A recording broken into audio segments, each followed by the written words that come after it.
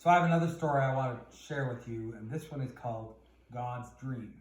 And it's written by a man that I was lucky enough to meet about 20 years ago, Archbishop Desmond Tutu of South Africa.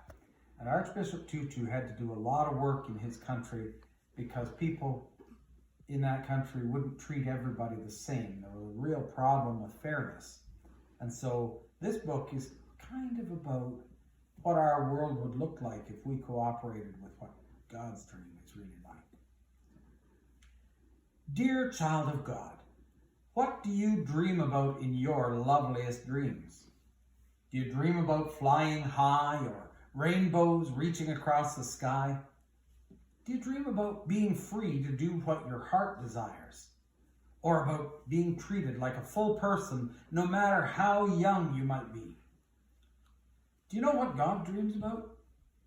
If you close your eyes and look with your heart, I'm sure, dear child, that you will find out. God dreams about people sharing. God dreams about people caring. Dear child of God, it does happen that we get angry and hurt one another, and soon we start to feel sad and very alone.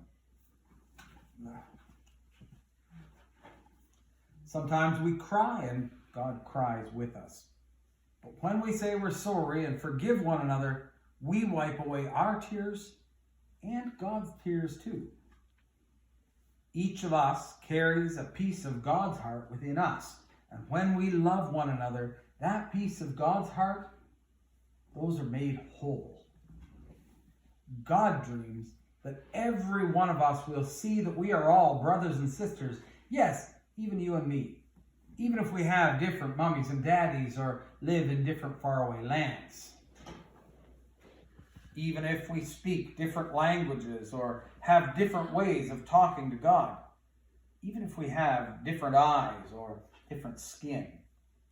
Even if you are taller and I am smaller. Even if your nose is little and mine is large.